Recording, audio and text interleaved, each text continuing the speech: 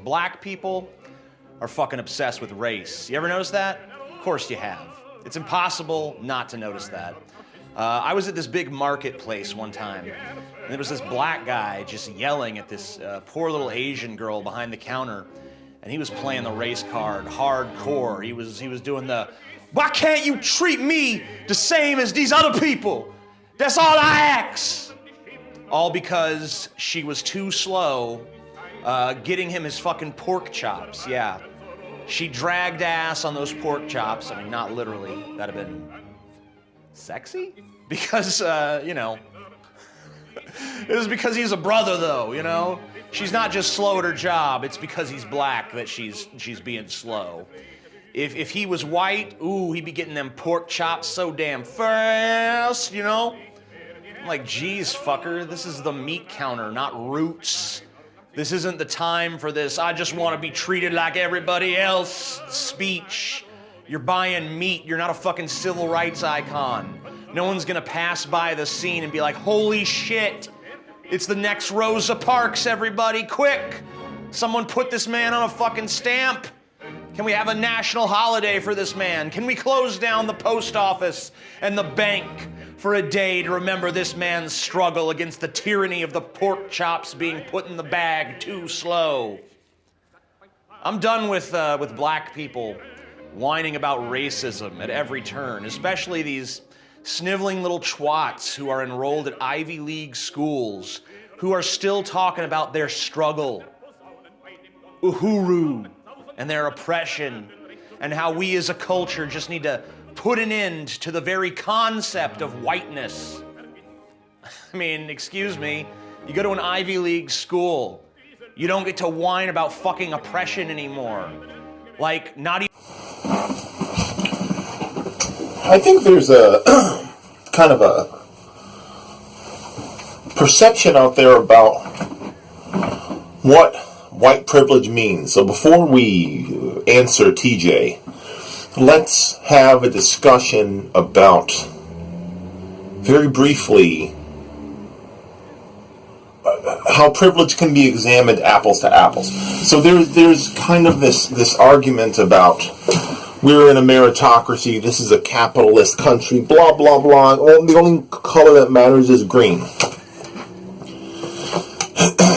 I'm not going to take on the whole, is a black millionaire worse off than a white homeless guy thing. I don't want to tread into that argument right now because it can muddy the waters because of the way that the economic system in the United States is set up. So let's use apples to apples. White privilege means that all things being equal,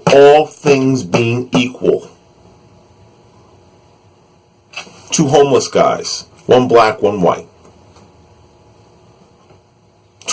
two working class people, one black, one white, two rich people, one black, one white. The white person is going to get the benefit of the doubt. I mean, you can see it statistically from how many, white criminals are taken alive as compared to, black criminals being shot down by the police. The weird incongruency between, these white mass shooters all getting caught alive. If they don't blow their own brains out, they usually get the benefit of the doubt from the police, and the police won't, shoot them in the back. Meanwhile, if you're a 14-year-old black kid walking in your dad's gated community, some random guy in the neighborhood watch can walk up and shoot you in the back. And everybody be fine with it because, benefit of the doubt. He'll probably get off. You can be Tamir Rice and be 13 years old and playing with a fake gun near a jungle gym on a playground, and a fucking white cop will shoot you within 30 seconds of showing up on the scene because he couldn't give you the benefit of the doubt because you are a black child. That is fucking privilege. Have you heard about any police shootings of white children with fake guns? Benefit of the doubt. So now that we've educated TJ apples to apples on what privilege actually is, what racial privilege actually is, I want to examine how we talk, how people talk about other communities. I try not to use the term white people when criticizing white privilege. I try to use qualifiers of some kind. Class qualifiers, white working class, white corporate class. I do this so that people don't perceive me as an anti-white bigot.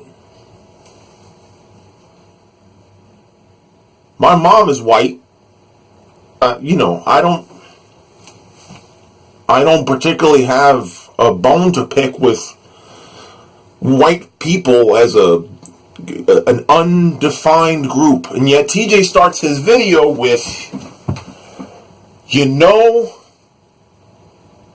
black people are obsessed with race. And then he as a good skeptic, he affirms his own point, which is to go, of course you've noticed that black people are obsessed with race. What's really sort of funny about the case that he cites is this kind of, black people are obsessed with race.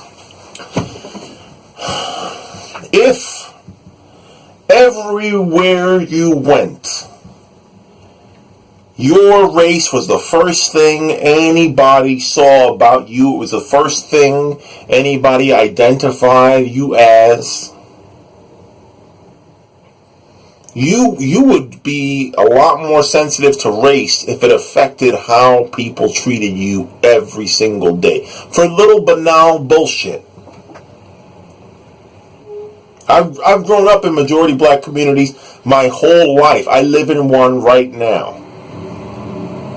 Being black can affect the most minor and minuscule day-to-day. When I go out with my fair complexion, with my closest friend who is a black man, a very darkly complected black man, we have had incidences where we'll be shopping together and go to the counter and he'll be the one buying stuff and I'll be the one that gets the service. And that's true. To the point that when they swipe his credit card one time, we were buying some I think it was sneakers, and some sweats and stuff in the summer. And the girl behind the counter, she thanked me after he paid and then was about to give me his credit card. Now, he got pissed off about that. And if TJ was standing nearby and my friend got upset about this is obvious racial bias. One white-skinned guy is standing there, one black-skinned guy is standing there, but the guy who gets the courtesy and the service is the guy who didn't even buy anything. Because it's reflexive. It's been conditioned in this society that, my friend is secondary, even in situations where he's actually the person who deserves deference. TJ would be standing there with his fucking, his outrage filter on and would go, this guy thinks it's because he's a brother. These fucking black people are obsessed with race. They're obsessed with race. Now, I don't know what was going on at the meat counter that day, but I'm willing to give the benefit of the doubt that was not the first instance that day of that man feeling like he was taking shit just for being black. So even if it was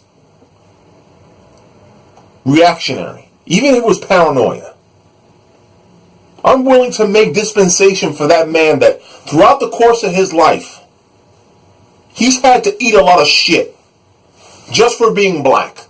Before he talks, before he does anything. In the most minor instances of his life, he had to take shit for being black.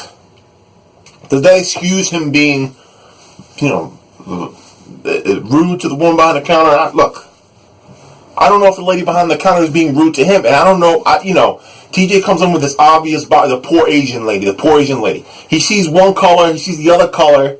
He has ideas about black people being aggressive. He has ideas about Asian women being passive, and he projects all this racial baggage onto the circumstances. Then he goes to YouTube and talks about these fucking black people are obsessed with race.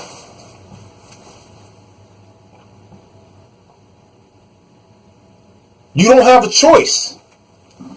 You don't have a choice in this country unless you are categorized as the white default, than to be aware of your blackness, your Latino-ness, your Asian-ness, your womanness, because it's going to be thrown in your face one way or another. It's going to be thrown in your face. So yeah, maybe it's the 20th time today someone gave you shit for being black. Maybe it's the 30th time today that someone said something fresh because you're a woman and you walk down the street and said something about your physique or smile. There's a lot of people that kind of, they walk down the street and they see a woman, they go smile. Maybe you shrug it off after 2 times. Maybe you shrug it off after 5 times. But if it's the 40th time this week that you've been having a bad day and some asshole thinks that he's entitled to walk by and tell you to smile, it's going to get on your nerves. So please, mighty white man, mighty white liberal who makes a career out of being outraged about other people's outrage. Out of other people's outrage. The only person who is unjustifiably complaining here is you complaining about someone else complaining. Not having any idea or context about what's going on in that person's life. You're just upset that they're upset. Perspective. To the audience, I would ask you to put in the comments, and this is even for the white viewers. Fine, put it in the comments.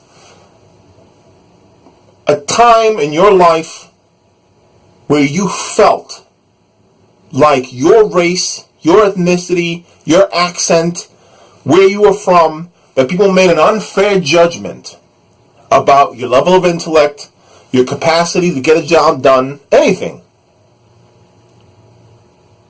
Give me an example of something about you that's intrinsic, that you can't change, that people make assumptions about. Even gender, sexual orientation. And to TJ, the difference between saying black people and some black people is one fucking word. You're one word away from not being racist. Want to talk about specific black people? No individual person is beyond criticism. But you couldn't bother to use some kind of fucking qualifier other than black people. Every single black person is this way. Because you know who really doesn't know what every black person is like? You.